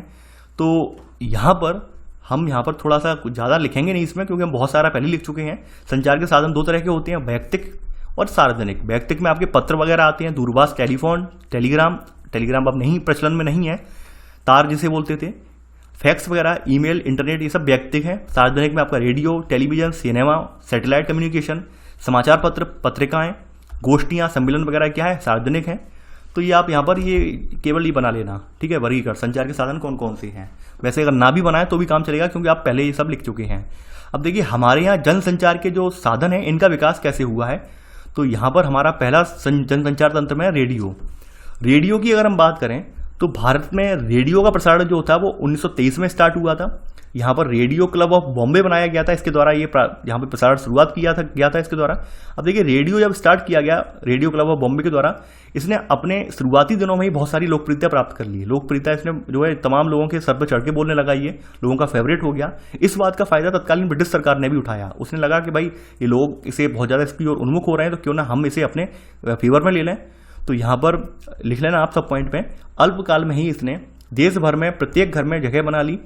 सेकंड सब पॉइंट, सरकार ने इस अवसर का लाभ उठाया, और यानी सरकार कौन सी, ब्रिटिश सरकार ने, और 1930 में इंडियन ब्रॉडकास्टिंग सिस्टम के अंतर्गत इस लोकप्रिय संचार माध्यम को अपने नियंत्रण में ले लिया। यानी इंडियन ब्रॉडकास्टिंग सिस्टम का मतलब यह था कि अब गवर्नमेंट की सूचनाएं भी इसके जरिए प्रेषित की जाएंगी। अब तक तो क्या था, आज़ादी वगैरह की सूचनाएं जो थी और जो घटनाक्रम हो रहा था वो यहाँ पे बताया जा रहा था रेडियो क्लब ऑफ बॉम्बे के जरिए, लेकिन अब इसने पूरे देश के लिए कर दिया है, गवर्नमेंट ने पूरे देश के लिए कर दिया है, ब्रिटिश गवर्नमेंट ने, और गवर्नमेंट की सूचनाएं वगैरह, गवर्नमेंट की जो न्यूज वगैरह हैं वो सब यहाँ पे प्रेषित होने लगे। 1936 में आते आते फिर क्या परिवर्तन आया, 1936 में इसे जो है ऑल इंडिया रेडियो का नाम दे दिया गया। 1957 में इसका नाम फिर आकाशवाणी में बदला गया। तो ये इंपॉर्टेंट है, बहुत बार पूछा गया है। 1936 में इसको ऑल इंडिया का नाम दिया गया, ऑल इंडिया रेडियो, और 1957 में इसे आकाशवाणी में बदला गया। ठीक है, आगे बढ़ते हैं यहाँ पर टेलीविजन यानी कि टीवी। देखिए शुरुआती दिनों में अगर टीवी की बात की जाए, टेलीविजन की बात की जाए, तो टेलीविजन शुरुआती दिनों में जो था वो रेडियो पर ही डिपेंड था। यहाँ पर रेडियो स्टेशन स्थापित थे, वहीं से टेलीविजन का प्रसारण होता था। तो प्रारंभिक टीवी सेवाएं जो थी वो केवल और केवल दिल्ली राजधानी यानी आपका राजधानी क्षेत्र है वहीं तक सीमित थी। तो यहाँ पर आप लिख लेना कि प्रारंभिक दौर में टीवी सेवाएं केवल राष्ट्रीय राजधानी तक सीमित थी। 1959 में प्रारंभ किया गया था हमारे देश में टीवी। इसके बाद 1972 में हमने कई और केंद्र चालू किए, राजधानी के अलावा कई और केंद्र भी बनाए थे। सन 1976 में सेकंड पॉइंट, हमने टीवी को जो आपका ऑल इंडिया रेडियो AIR है इससे अलग कर दिया हमने, और इसको फिर दूरदर्शन के रूप में इसको हमने अलग पहचान दे दी है। ये ध्यान रखना, ये ऑल इंडिया रेडियो से कब अलग हुआ है, 1976 में अलग हुआ है। पहले आपका ऑल इंडिया रेडियो और दूरदर्शन एक जगह ही एक ही केंद्र में चलते थे, लेकिन बाद में दूरदर्शन 1976 में बना है ऐसे करके। ठीक है, और फिर हमारा एक उपग्रह है इनसेट उपग्रह ने भी एक यहाँ पे संचार क्रांति को शुरू करने में एक अहम योगदान निभाया है। तो यहाँ थर्ड पॉइंट आप नोट करेंगे यहाँ पर कि इनसेट 1A जो उपग्रह है, राष्ट्रीय टेलीविजन DD1 के चालू होने के बाद समूचे नेटवर्क के लिए साझा राष्ट्रीय कार्यक्रमों की शुरुआत की गई। यानी इनसेट 1A जैसी शुरू हुआ, इसने क्या किया, एक संचार में क्रांति ला दी और दूरदर्शन को देश में सुदूर तक पहुंचा दिया, देश में दूर दूर के घरों तक भी इसे पहुंचा दिया। तो ये तो आपने यहाँ पर टेलीविजन का विकास क्रम देख लिया। अब देखिए उपग्रह संचार प्रणाली के बारे में थोड़ा बताया गया है। उपग्रह संचार प्रणाली के बारे में हम पहले भी बहुत विस्तार से चर्चा कर चुके हैं। उपग्रह संचार प्रणाली एक ऐसी प्रणाली है जो कि संचार के और भी साधन जो है उन सबका नियमन करती है। नियमन कैसे करती है आप जानते हैं, ये पृथ्वी है, पृथ्वी के बाहर से यहाँ उपग्रह तैनात होते हैं और यहाँ से अपनी जो है ये अपनी वेव्स जो छोड़ते हैं, तो वेव्स छोड़ते हैं, तो पृथ्वी के एक बड़े भाग को इनकी जो वेव्स प्राप्त हो जाती है, तरंगे मिलती हैं, तरंग के रूप में इन्हें भी सूचना प्राप्त हो जाती है। यानी यहाँ पे सूचना जाती है और यहाँ से रिफ्लेक्ट होकर बाद में मिल जाती है हमें। तो ऐसे करके एक बड़े हिस्से को जो है सूचनाएं वगैरह मिलती रहती हैं। इसलिए संचार के साधन में ये बहुत ज़्यादा इनका योगदान है और सस्ते साधन भी पड़ते हैं ये। यानी मान लीजिए हम घर घर तक केबल बिछाने के लिए हमें बहुत लंबा समय लगेगा, लेकिन वहीं हम सैटेलाइट के जरिए कम्युनिकेशन को हम दुर्गम स्थानों तक भी पहुँचा सकते हैं। तो यहाँ पर आप लिखेंगे, यहाँ पर उपग्रह संचार की स्वयं में एक विधा है, टेक्निक है, और संचार के अन्य साधनों का भी ये नियमन करते हैं। ये बात आप जानते हैं। आगे बढ़ते हैं यहाँ पर। अब देखिए यहाँ पर आजकल उपग्रह से क्या क्या हो रहा है वो भी आप जानते हैं। उपग्रह से हम जो है आज भी मौसम का पूर्वानुमान, प्राकृतिक आपदाओं की निगरानी वगैरह करते हैं, सीमा क्षेत्रों की चौकसी वगैरह, इन सब का उपयोग उपग्रहों के जरिए हम ये सब करते हैं। भारत की उपग्रह प्रणाली में हमने दो तरह के उपग्रह हमने देखे हैं जिसके जरिए हमारे यहाँ संचार के साधनों का विकास हुआ है। देखिए यहाँ पर उपग्रह प्रणाली में पूरा उपग्रह प्रणाली नहीं बताएंगे हम, ध्यान रखना।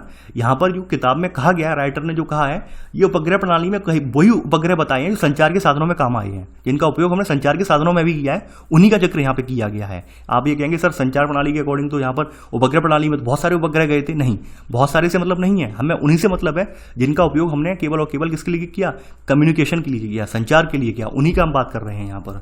तो भारत की उपग्रह प्रणाली को समाकृति और उद्देश्यों के आधार पर दो भागों में विभाजित कर लिया है। पहला भाग यहाँ पर जो है आपका कौन सा है, इंडियन नेशनल सैटेलाइट सिस्टम है, इनसेट है, जिसकी स्थापना जो थी 1983 में हुई थी, लिख लेना आप। और एक बहुउद्देशीय उपग्रह प्रणाली है जो कि दूर संचार, आपका टेलीविजन, मौसम विज्ञान संबंधी अवलोकन और अन्य आंकड़े और कार्यक्रम वगैरह ये सब प्रेषित करता है, इन सब के लिए उपयोगी है, लिख लेना आप। अगली टेक्निक आपकी जो है कम्युनिकेशन के क्षेत्र में है इंडियन रिमोट सेंसिंग, जो आपका अगला सेकंड सब पॉइंट लिख लेना, Indian remote sensing satellite system है, IRS है। IRS का प्रक्षेपण हमने अपने यहाँ से नहीं किया था। ये जो IRS वाली प्रणाली है ये 1988 में रसिया के बैकानूर से की गई थी। IRS-1 एक प्रक्षेपण था, इसके साथ ये की गई थी। ये जो है इसका भेजने का रीज़न क्या था? IRS जो है आपका इंडियन रिमोट सेंसिंग सैटेलाइट वगैरह है, ये भेजने का रीज़न क्या था? इसको भेजने का रीज़न ये था कि हमें अपने आसपास मौजूद जो प्राकृतिक संसाधन हैं उनकी निगरानी करनी थी कि भाई हमारे यहाँ वन संपदा कितनी है, हमारे यहाँ जो खनिज मौजूद हैं या जो पर्वत चट्टान वगैरह मौजूद है वो कितनी है, उन सब की निगरानी करनी थी इंडियन रिमोट सेंसिंग सैटेलाइट को। इसके लिए हमने यहाँ पर हैदराबाद में एक यहाँ पर ये भी स्थापित किया, हैदराबाद में स्थित नेशनल रिमोट सेंसिंग सेंटर भी स्थापित किया, जिसके जरिए आंकड़ों के अधिग्रहण और प्रक्रमण की सुविधा उपलब्ध कराई गई। यानी इसके जरिए जो आंकड़े वगैरह भेजे जाते थे वो हम यहाँ पर स्टोर करते थे, उनका एनालिसिस करते थे।